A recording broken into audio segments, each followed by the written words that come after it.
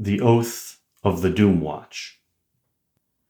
Beautiful and malevolent is the mother of horrors, the architect of all deception, who teaches her children to lie with great acumen, but holds them always to their promises to her. In the dread and holy name of Lolth, this I swear. I take upon myself the obligations of the Doom Watch, and will serve faithfully until my term's appointed end, to satiate the Dark Weaver and her appetite for destruction. I will surveil unfailingly the loom of the cosmos, eagerly in witness to the end of all that is.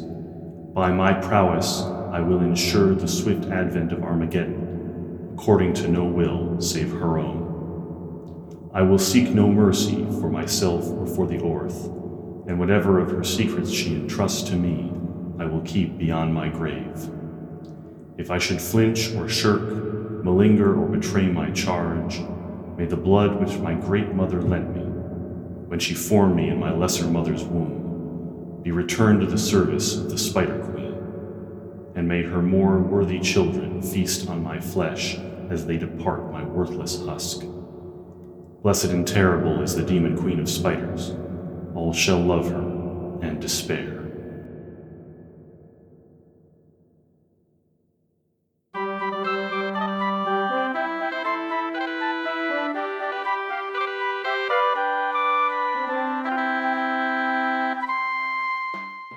In the city of Greyhawk, 5 individuals are united by circumstance. A brewer priest, a haunted swordsman, a living relic, a caustic criminal, and a golem without a past. With the drawing of a single card, their lives have been turned upside down. Welcome to The Chimera, a role-playing adventure podcast. Our campaign this season is called Misplaced. It takes place in the venerable setting of Greyhawk, kind of, and we're playing with a modified version of 4th edition Dungeons & Dragons. I'm Vin LeBate, and I play Golden-Eyed Rikashi, a Dragonborn rogue. Joining me today are... I'm Braden Lamb, and I'm playing Balmo, a halfling cleric. I'm Jeffrey Bard, and I play Sarsimian, the human sword mage.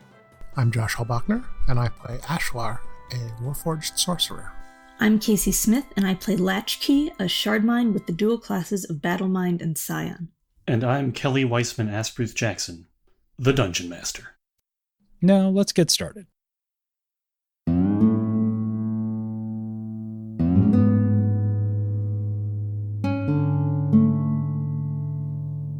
So when last we left Rikashi, and this was a little while ago, so it's good probably to remind ourselves of this, she was out in the woods. It was very late at night or very early in the morning, depending on how you look at things. She had just witnessed the unfortunate death of Yibdab, the goblin, as he was dismembered from the inside by one of those animate tree stump monsters. And she was faced with the prospect of having to then kill the animate tree stump monster with his lifeless head perched atop it, when that monster in turn was felled, almost cut in half, by the sudden appearance of a warrior clearly clad in drow armor.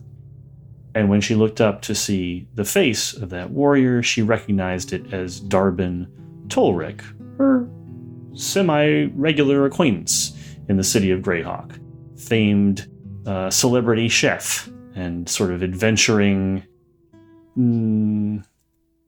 like a gastroventurer, I guess.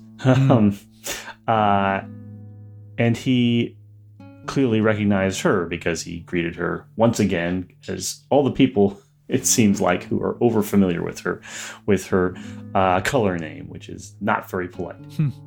So that's where we were, middle of the forest, a ways away from the cube and the Sul encampment, and a strange and unexpected meeting between two folks.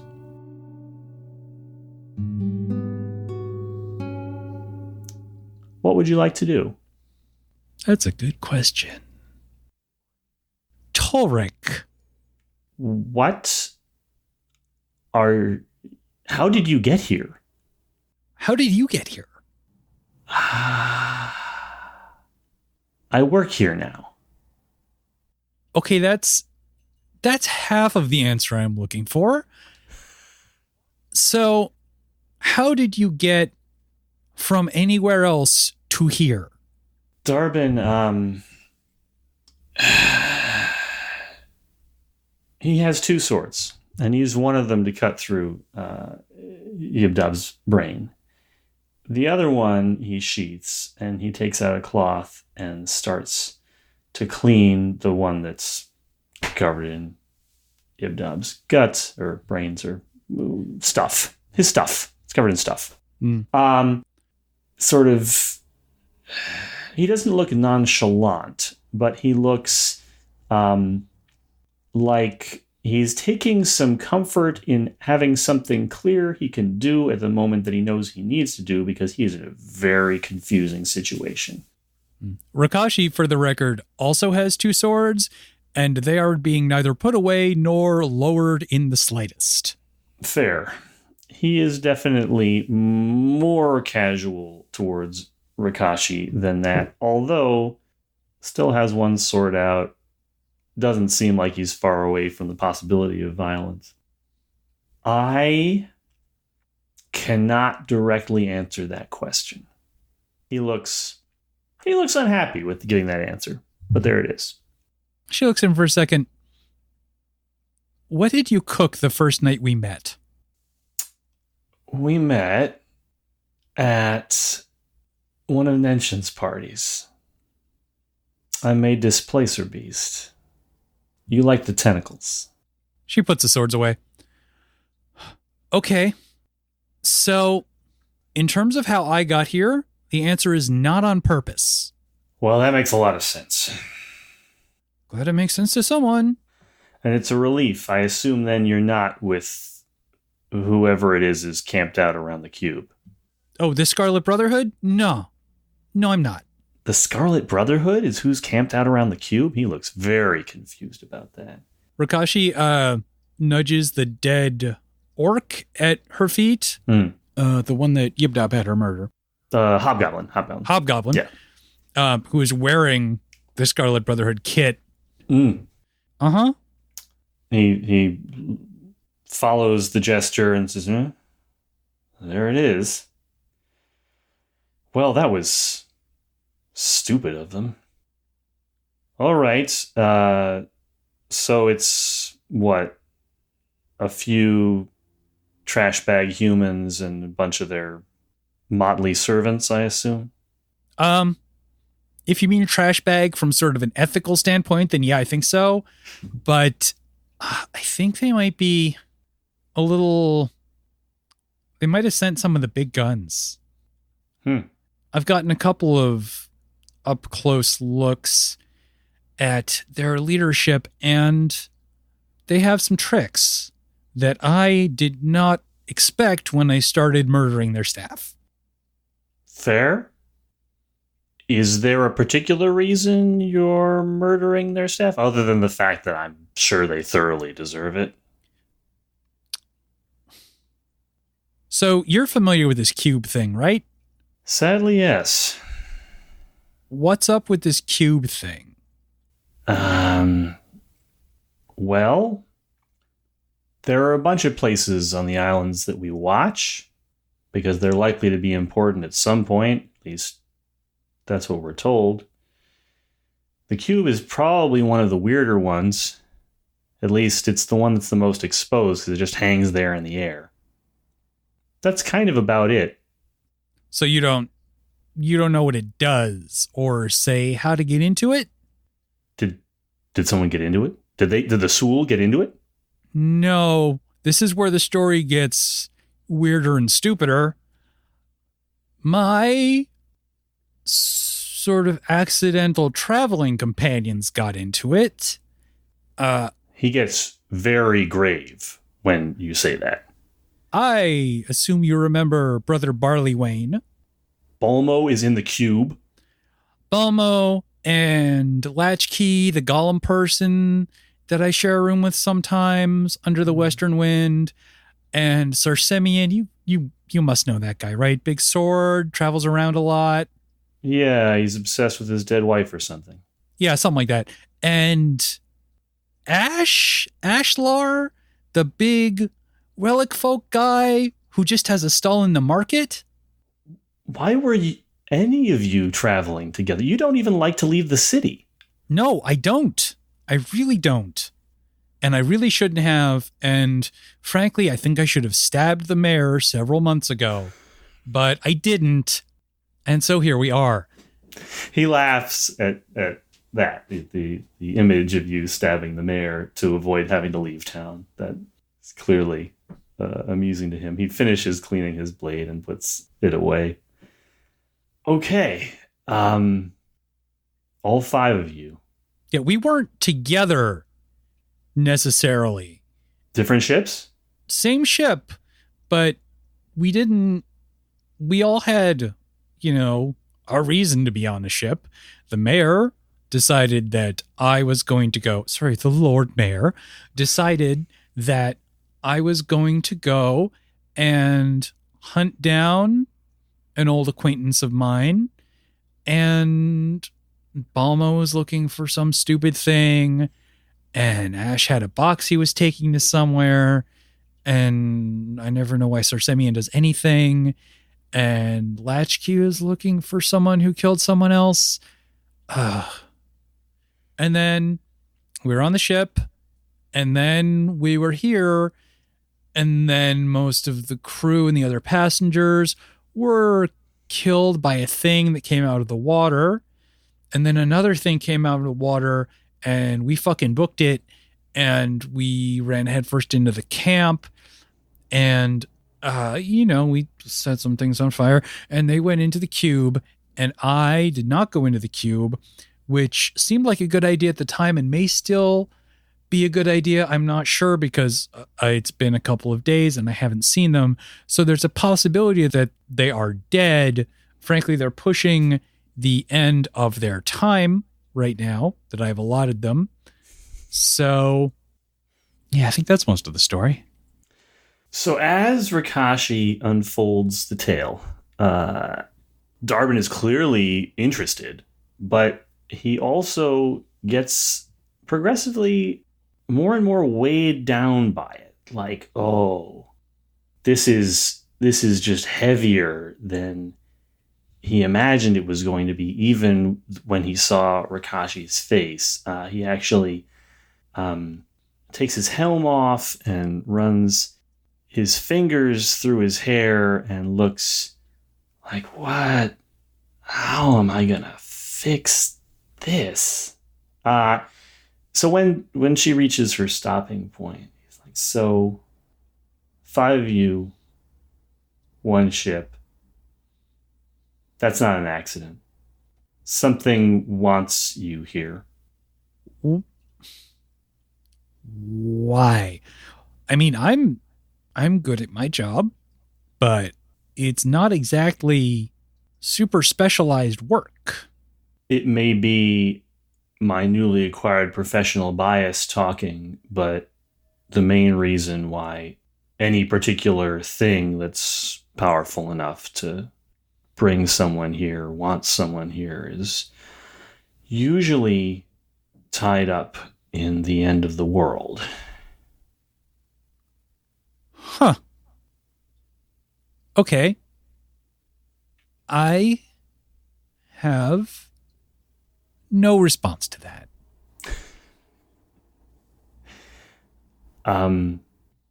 They're in the cube. Wait, you said there was a box. What's in the box? Oh, Ash's box? Yeah. Did we see Ash's box? I think we did. I think he showed us, right? Yeah. He's shown the party. It's Rikashi has that information. She doesn't have to share it, but she has the information. It's like a big rock with a bunch of engravings on it. He seems to think it's related to his people. Engravings. Does it glow? Yeah, kinda. Is it, he gestures with his arms, like a little shorter than I am tall, kind of like a pillar or a needle? I mean, I don't know if I'd call it a needle, but yeah, it's like a pillar. It's like a rock about that big, kind of slanted sides. And some of the drawings on it move. Oh yeah, it's weird as fuck. He really gets sober at this point. Okay, they're in the cube. You're here. Mm-hmm. For whatever reason, the obelisk is back. So we need to get you off of the island. I'm okay with that. It would be good if we could get the rest of them off and the obelisk with it. That would be really good. There's going to be a limit on how much I can help you with that. There's not that many ways off, but I think he's sort of going through in his mind. He's like sort of thinking, okay, what could... There's the House of Black Lanterns. That's probably the fastest, but it requires waiting. I can't get you back the way that I came. So if you go to Far Shore, they don't really know anything there, but sometimes they get lucky. All right. How did they get in the cube? Can you get in the cube? So Latchkey seemed to think that there was a way that they could access the cube. So they went up to the platform. There's like a platform under it. And they stood on the platform and then they're in the cube. I assume they're in the cube. I suppose they could have been disintegrated. It's just a expansive jungle underneath it. There's no platform. Oh no, the Brotherhood has cleared it out. There's shit down there. Oh, they're like excavating it? Yeah. Fucking racist archaeologists. Okay. So there's a platform, and Latchkey apparently lives up to their name. So, okay. Yeah, can we take a quick sidebar for a second? What's this thing? And she points to the tree stump gore pile. So, do you know, if you haven't met any of the locals yet, the local language, they call this the Island of Monsters. Mm-hmm. We saw that on the map. This is one of the monsters. Yeah, there's these stump things. We don't come here that often, so we don't really have a special name for them. Do you have any idea how it works? Because it kind of exploded this guy. Yeah. Well, how long did you know him for? Did he get, like, stabbed by one of them recently? Oh, I guess he probably got stabbed. Okay, cool. I was afraid it was something he ate, in which case I might also explode. But if it's a stab, I don't think I didn't get stabbed. So I don't have to worry about exploding into a horrible stump monster. Back to the thing you were talking about. Yeah, no, the orientation said specifically they have to stab you first. It's not an eating thing. Yeah, she noticeably, like, relaxes a little bit. They need to get out of that cube, Rikashi.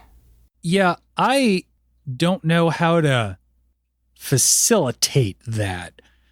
I've been trying to do some, cleanup of the Brotherhood to make it easier for them to get out when it's time to get out.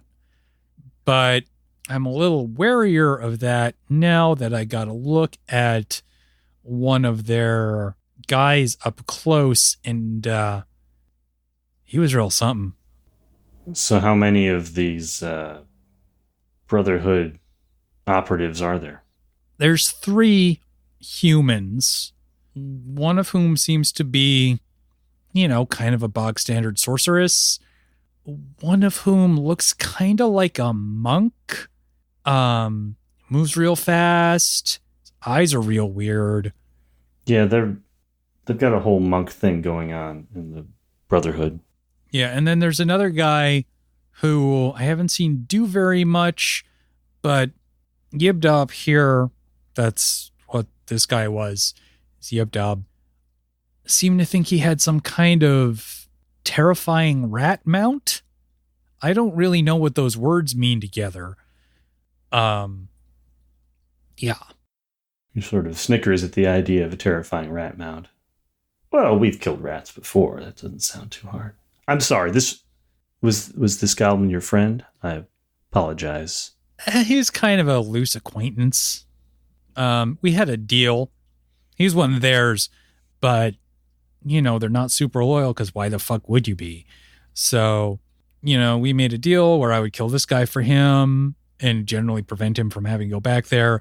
And he would tell us what he could about the camp, which is part of how I killed, maybe a dozen various goblinoids. That's good. That's good. Any idea how many of those are left? Rikashi knows, and I don't. Like another 15 or so? That estimate sounds about right. Yeah, maybe 15. They've got a Barghest captain. They had a hippogriff briefly, but we let that out. You let the hippogriff out? Mm-hmm. It helped with the mauling. So actually probably a couple more. That's going to have... Did it see the obelisk? No. We never took that thing out of the box aside from the one time that Ash showed it to us. Okay, good. As long as she doesn't find out the obelisk is here. Okay. How long were you planning on waiting for the rest of them? My initial plan was to give them another 12 hours or so. Well, I think that's polite of you. Certainly, I'd rather not see Balmo, at least, stuck here. So he still seems to be puzzling over what's the best way to try and get you out. So you work here? He sighs. Yeah. I've got another 12 years and several months left on my tour of duty. Oh, so this is a drow thing. Yeah. I thought that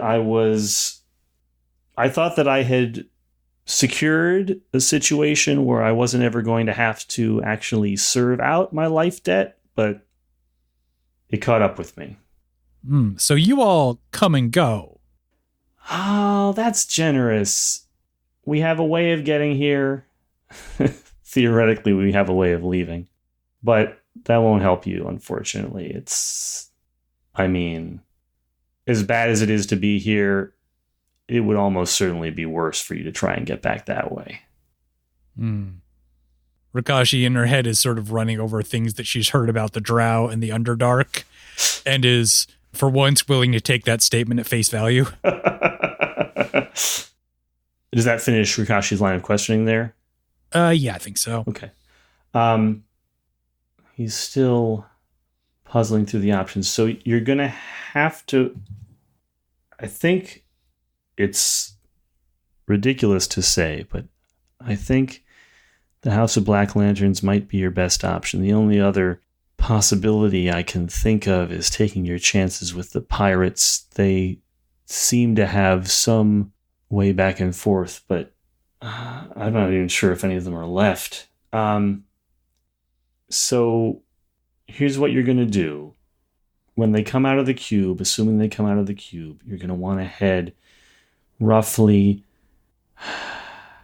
well, you're going to think it's north and west. So towards the main body of the proper island and over to the coast on the far side.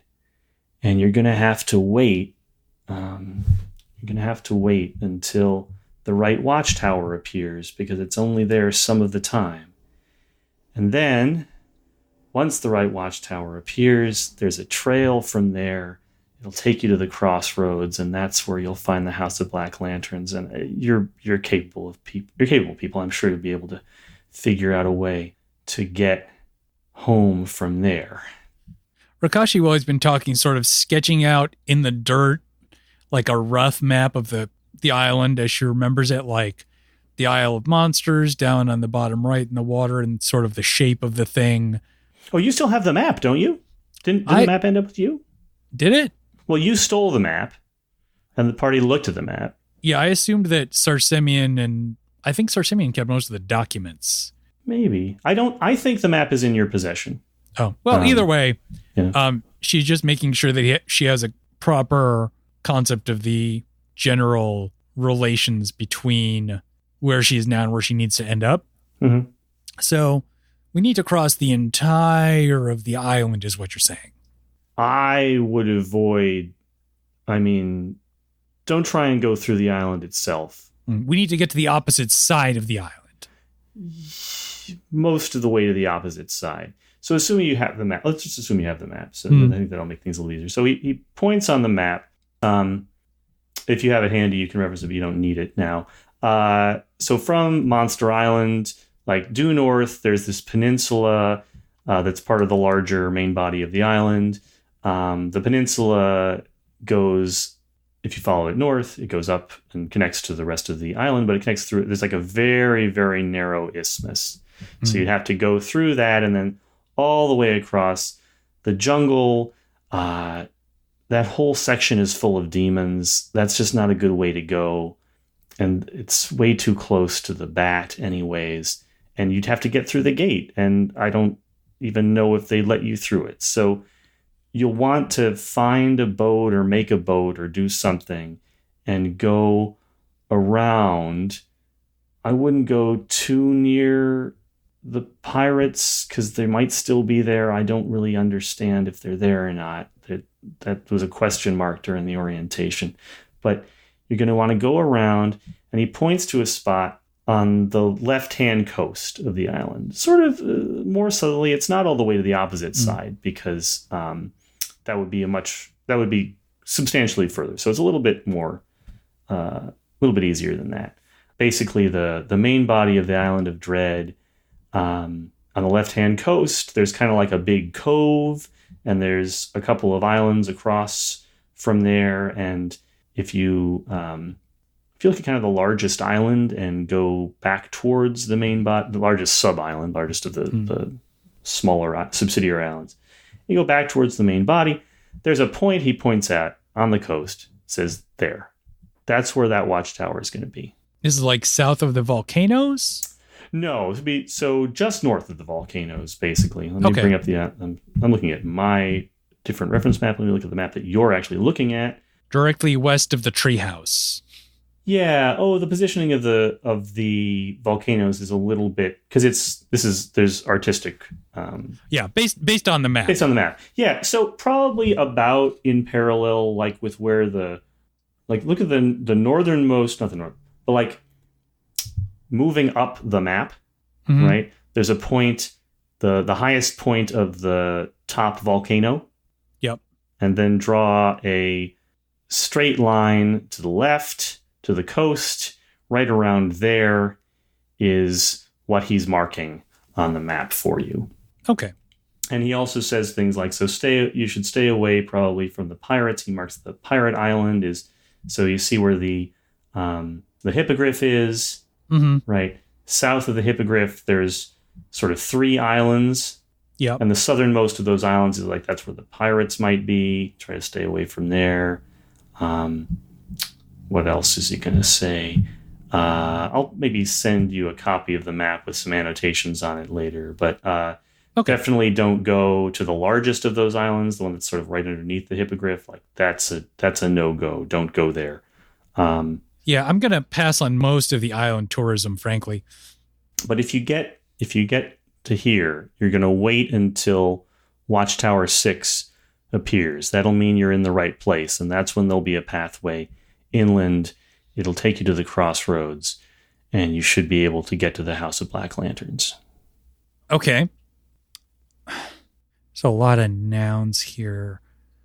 Let's sit on the Watchtower for a second.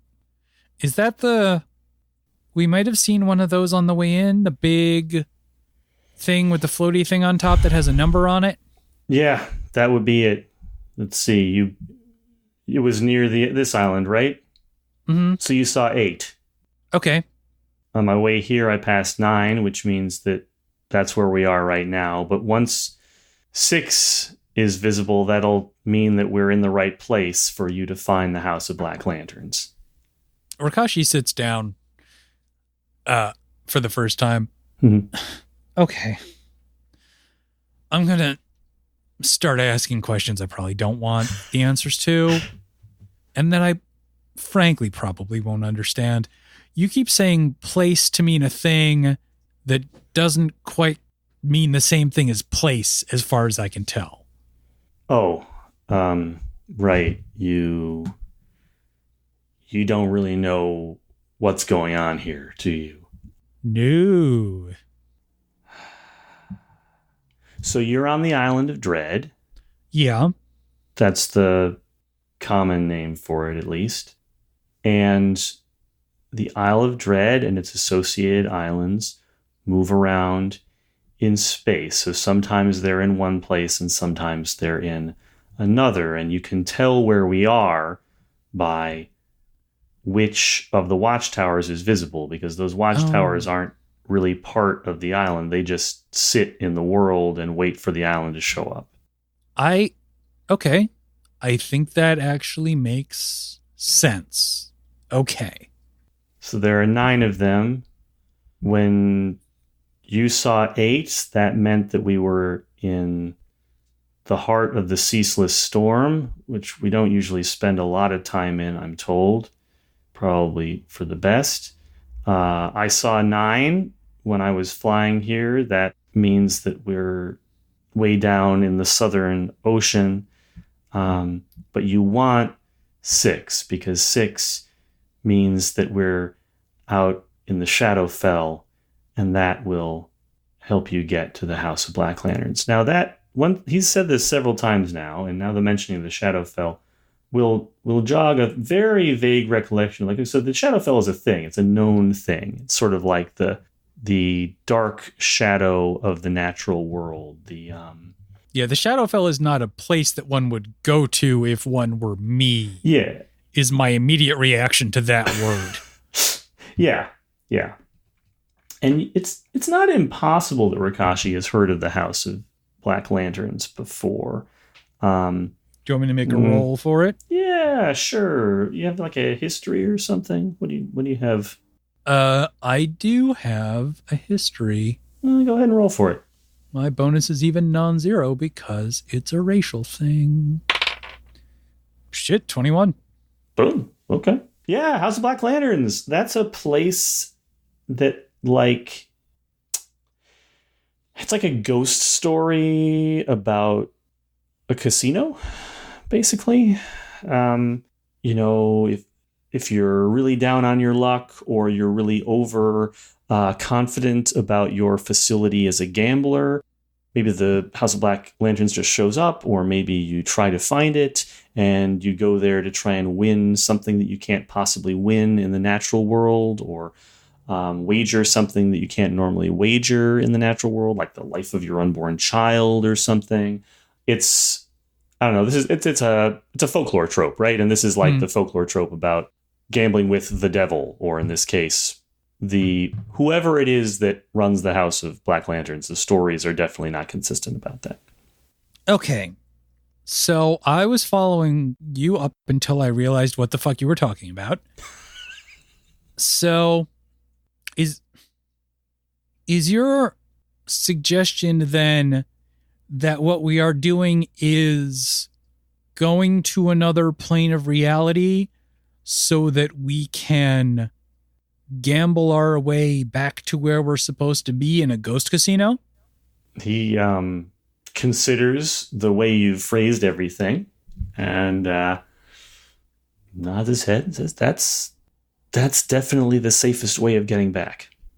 I mean, of all of the things that anyone has said to me since we've gotten here, that does sound true. Okay. So you have said a lot of these things as though you're about to just fuck the hell off out of here. I'm going to have to go back and make a report. Mm-hmm.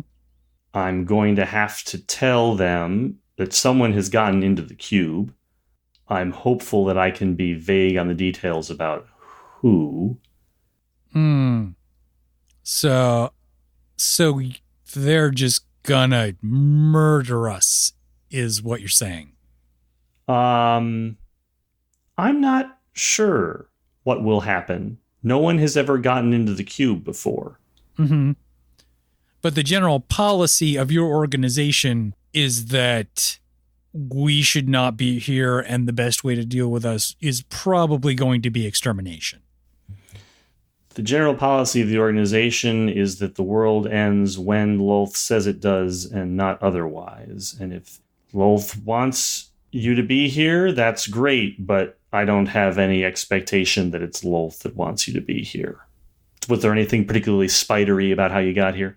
Any webs or like things with 8 legs? No, it was pretty non-spidery as far as I can recall. There was a frog. The frog had 2 legs and 4 tentacles, and I don't think it had any arms. So, although there was a lobster, does she... Yeah, okay, one more follow-up. Do you know anything about a big, like a relic folk lobster and a silver guy who drives it? Silver. Boy, I just said all those words and that doesn't sound like anything at all. Shiny metal suit, no seams, gold ball for a helmet. Uh-huh. All right, now that has to go in my report. What did it do? So, I think we saw... Oh, God, then I'm going to have to tell you about that too, huh? Okay. So, I think we saw 2 of them. Latchkey saw one of them through the spyglass right before we had to fight the frog. And that guy flew away. He just flew away. Like some kind of jackass. And then there was a frog, and we killed the frog eventually. It killed a lot of other people first. There was a lot of fire, which I don't generally associate with frogs, but there you go. And then we went to sleep, and then a big metal lobster thing came out of the ocean. Again, being, piloted or whatever. She makes like gestures of pulling levers by a gold head shiny guy. And it started pulling the ship apart. And I feel like the general impression was that it was looking for Ash's dumb box thing.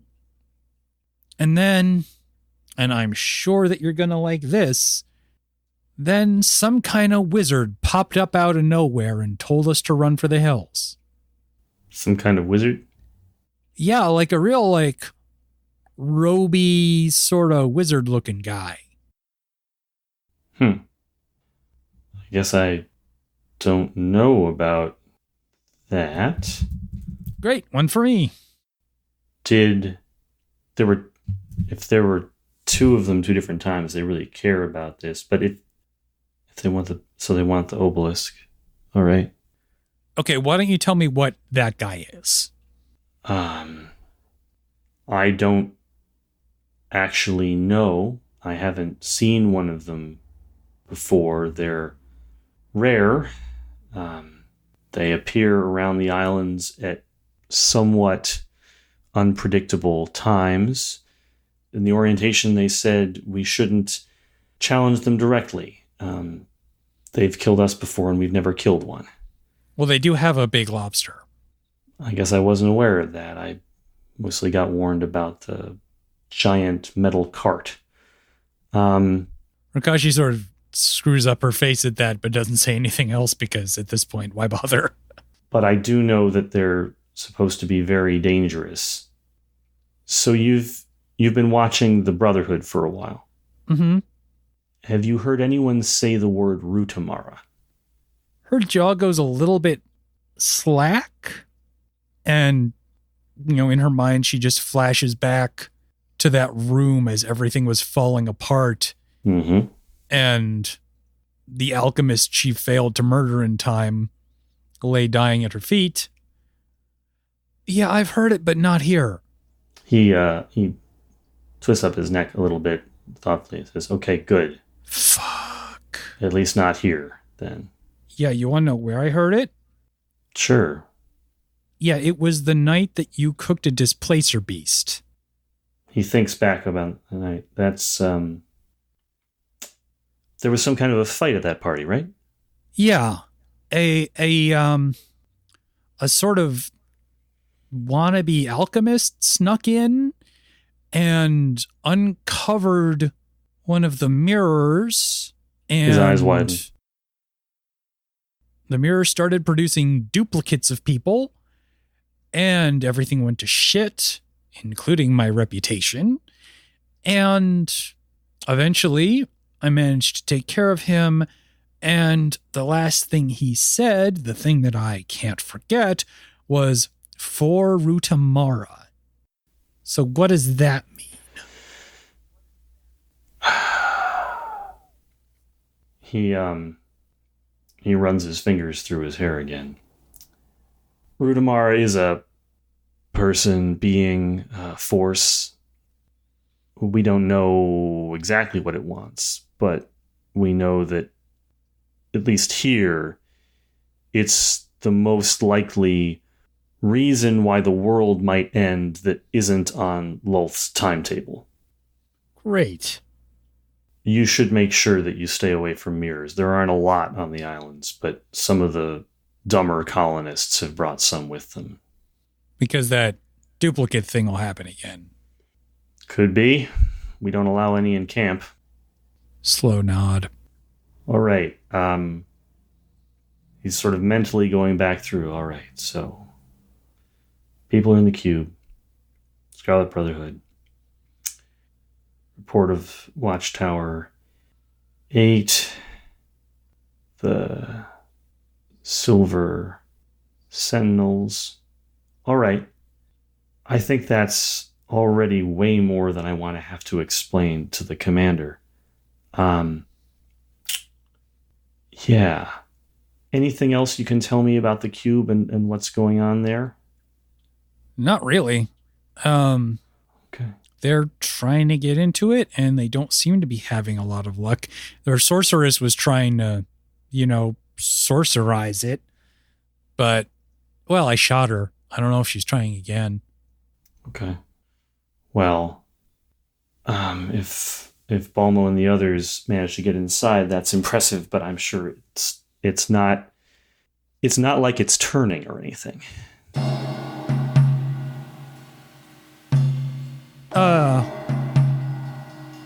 Why don't you come with me? And she's gonna walk him back to one of the more secure overview spots. There it is. Yeah, so it's very easy for you to do that because all you really need is some height, and you'll see it right away from this distance. And you both have the convenient drow spider climb ability. So, so up at the top of a tree, looking at the cube turn, Dharbin says, "Well, guano."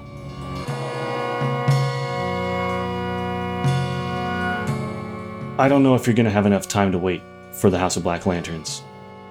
You should probably go to Far Shore and see if they have a working ship. I guess that's my best advice. And if you get back to Greyhawk, you think about how you want to spend the last few days of your life. He has sort of a shell-shocked look. He turns and is about to walk back down the trunk of the tree when he catches himself and reaches in to underneath his mail, where he has a pocket in his shirt, and pulls out amulet of some kind, jewel on a chain, and says, I didn't actually think I was going to get to give this to you, but well, I guess sometimes things work out. I remember you liked this, so when I saw it, I thought I should get it and give it to you, and I didn't have the chance before I left the city, so here you go. He hands Rikashi the same amulet that Rikashi stole from the Despotrix of Hardby. Huh. It opens, right? It does, yeah. I open it. Yeah, so it's got this empty space. It's sort of circular, like it's for holding something that's sort of circular. But otherwise, it is just as Rikashi. It was empty when she saw it before. It's empty again now. It's the same. She holds it up in the moonlight. I think it's still night, if I remember where we left off. Yep. And looks at it for a second. Thanks, Torek. And then something springs to her mind. Hey, do you play Three Dragon Annie? Sure, everyone does. What's the counterpart of the Dracolich? He gives her a funny look. The Dracolich doesn't have a counterpart. Yeah. It's not supposed to. He doesn't really think anything of it. And again, he's about to head back down when you get that queasy feeling that you got right around the time that like very shortly after the ship crashed. Mm-hmm. Remember, there was this moment where everyone sort of got a little bit sick to their stomach and felt odd, and then the tower wasn't there anymore. Mm-hmm. So that happens. But accompanying that queasy feeling is a tremendous change because the entire sky lights up. It goes from night to day instantly, without a dawn, without any obvious changing. As I said, the sky lights up, but there's no evidence of a sun. It's sort of a sea green, like a bluish green light, right? Like the same way that like the light of the sky feels blue, right? It's the same sort of thing. Mm. With these undulating, pulsing ribbons of fluctuating color kind of moving across it in waves. It's colorful, but it's sickly somehow and disturbing. I mean, besides the fact that it's not the way the sky is supposed to look. And yeah, that's pretty jarring, especially because you were above the tree line. So you get a whole view of what it looks like. And this is not like, dawn. This is like midday level light. Rikashi looks up. Okay. I am pretty sure I understand how this works now. Where are we? Dharbin looks out and gives it yet another heavy sigh. Like, well, on top of everything else, now we're in the abyss. Oh, Balma will be happy to hear that. All right, so he's going to depart and go back and make his report, unless there's anything else. Torek? Yes, Rikashi. Thanks for showing up. Try not to get killed. I'm going to try not to get killed. Maybe I'll see you in 12 years. If I see you in 12 years, I will be very, very happy. Rikashi, do your best to keep the little guy alive for me. Well, I always do. He's still here. Well, I mean, he's not actually still here, but I think he's still here. He goes off back with whatever is the way that he came, which leaves Rikashi alone in the forest. Now in the day, because it's day now. Mm. Anything in particular you want to do? I think I want to see if I can get a good view of how the Brotherhood is reacting to the shift. Okay. Yeah, so, again, sort of creeping up kind of near the edge of the camp, making use of Rikashi's extremely good climbing abilities. It's really not that hard to kind of spy on them because they can't prevent that in the context where they are. They can form a military perimeter and keep like a hard invasion force from coming in, but they can't really stop one person from skulking around very effectively.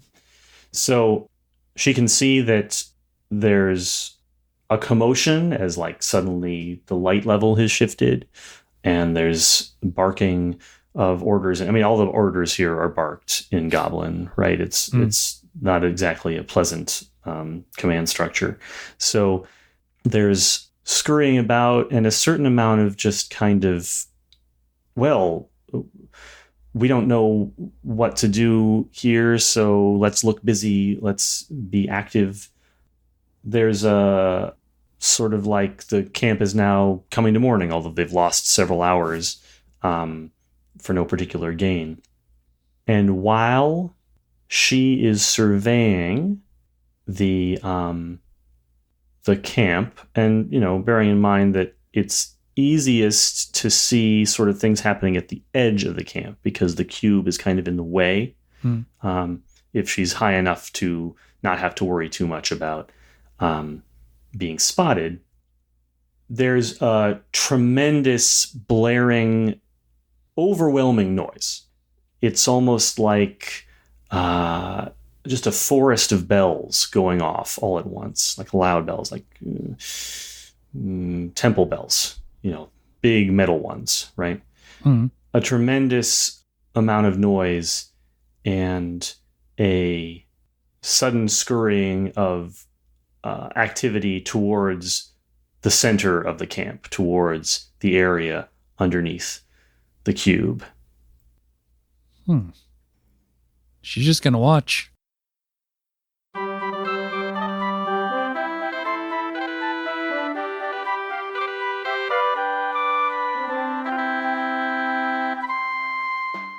That's it this week for the Chimera.